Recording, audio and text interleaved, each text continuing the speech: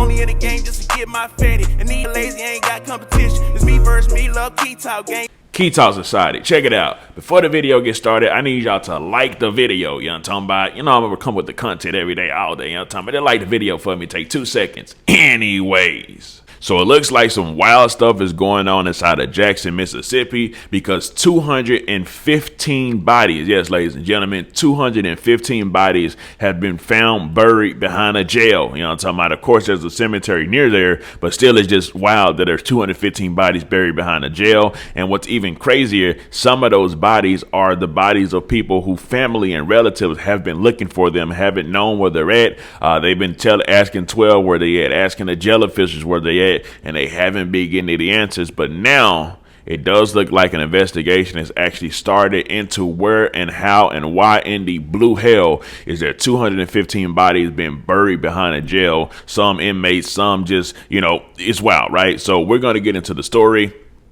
Anyway, so the headline of it says 215 bodies buried behind Jackson, Mississippi jail. And then it continues and says, alarmed over the discovery of 215 multiracial bodies found buried in a paper cemetery behind the Hines, Mississippi jail, Reverend Hosea Hines, senior pastor of the Christ Tabernacle Church and the national leader of a New Day Coalition for Equity in Black America, joined attorney Ben Crump in calling for an investigation. Some relatives of those found buried behind a jail simply thought they were missing. See, so some of the people literally thought their relatives was just missing. They didn't know where in the blue hell they were at, but it turns out they weren't just missing. They've been dead. You know what I'm saying? They've been unalived. So this could definitely mean that some type of foul play has actually been happening, because there was a guy in Jackson, Mississippi a while ago. It turned out that he was killed by 12 and then somehow, some way ended up buried somewhere. So, and the family was looking for him for a while until they finally, you know, figured out, oh, he's been buried,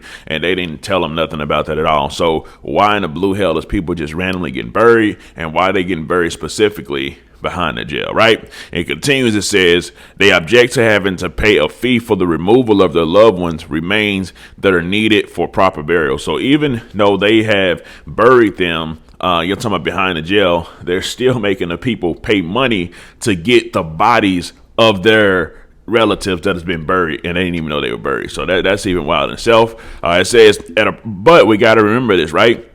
The 13th Amendment says you're free from involuntary servitude. Pretty much slavery is abolished unless you go to jail. When you go to jail, you're legally, by the United States Constitution, considered a slave again. So it says, at a press conference held on December 20th at the Stronger Hope Baptist Church in Jackson, Mississippi, Crump was joined by relatives of 3 of the deceased. Each other woman held pictures of their loved ones. It says Gretchen Hankins, who is white, held a picture of her son, Jonathan Hankins, 39. Mary Moore Glenn, a black woman, held a picture of her son, Mario Moore, 40. And Betterson Wade held a photo of her son, Dexter Wade, 37.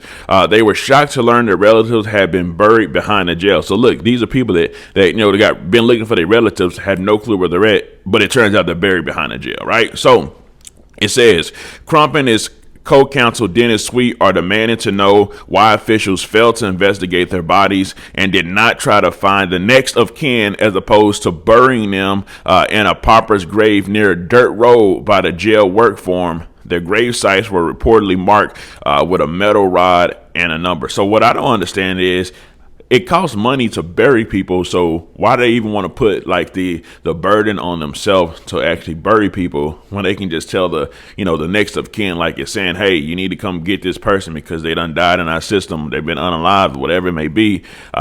So yeah, come get them and y'all can bury them, unless there was some type of foul play in which they actually are the ones that killed them. So they don't want to get like an autopsy report. So the autopsy can't tell you, okay, this is how they died. They got strangled. Okay, this is how they died. They got beat to death. So, you know, it's just a lot of things why this is now an investigation on why this is actually just a wild thing that's actually happening, right?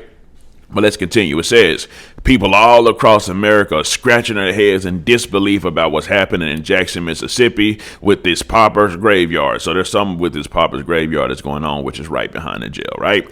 It went from talking about the water that was non-existent and contaminated to now we're talking about graveyard. What is going on in Jackson, Mississippi?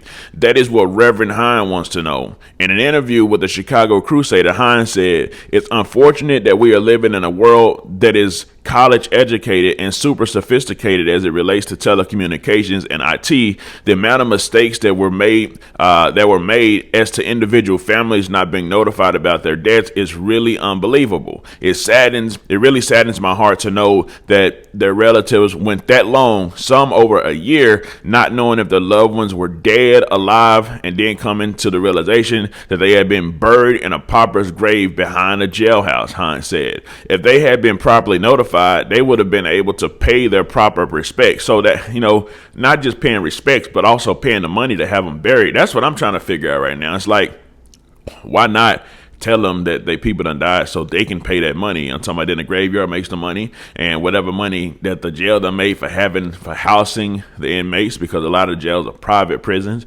and talking about get them out their hair. So I don't know, we'll just see. But then it continues, says a lot of these things have been happening. We're not under watch of Joseph Wade. The chief of the Jackson Police Department, Hines, stated he has instituted a new death notification policy that will give relatives information about the deaths of their case. They pretty much saying that they ain't paying attention to the people in the jail, period. Somebody down in jail, they just, okay, put them nowhere. We got somebody else coming in anyway. It's because when you're in jail, you're considered a slave. Legally, you're considered a slave, so they don't care about you at all.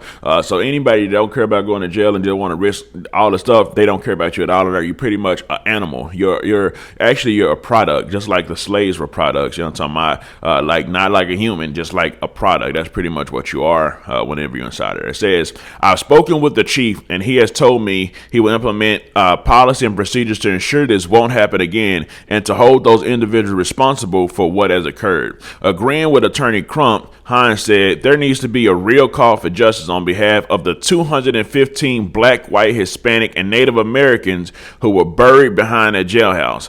And it says, asked if he was surprised this was happening in Jackson, Mississippi, Hines said, "I'm surprised that it's happening anywhere in the U.S. We should be better than this." He said he does not know if the deaths of the 215 people were acts of racism, prejudice, or bigotry. He is also investigating the causes of the death. See, that's going to be the key right there, right? The causes of the death. Because now you're going to be able to see how in the blue hell did they actually pass away. So the fact that they were buried without letting their parents know, yeah, that's bad. But I think what's going to be even worse as the time comes is how they were actually killed. That's gonna open up a lot of doors to this, right? It says, "I give my condolences to all the families that have been affected by this tragedy. My prayers go out and up to them, and I pray that you find the whole truth and nothing but the truth about the deaths," Hines said, and he will be working to find out the truth and give care to grieving families. Efforts to reach Hines County coroner's office, that's what they need to be in contact with. But it says efforts to reach the coroner's Sharon Grisham Stewart to determine the cause of death failed. She did not respond to phone calls or emails. That right there is suspicious. That out of everything we just read, the most suspicious part and suspect part about this all is the coroner's office, who are the people that tells you how they died and the causes of the death. Is the people that they're not answering their phones at all or any emails. If that's the case, you don't need to go to that coroner's office. You need to go to a whole nother coroner's or have an individual coroner's office to do some type of inspection investigation, because obviously that one that the Hines County coroner, Sharon Grisham, whatever she is in cahoots with whatever is going on, obviously, right? So this is definitely a big story, and we're going to have to see how it turns out and how it goes. Hopefully they don't just sweep it under the rug, and we'll be able to just look and see what in the blue hell is going on. Anyways, let me know something. Comment down below. Let me know what you think about this entire ordeal. I'm out.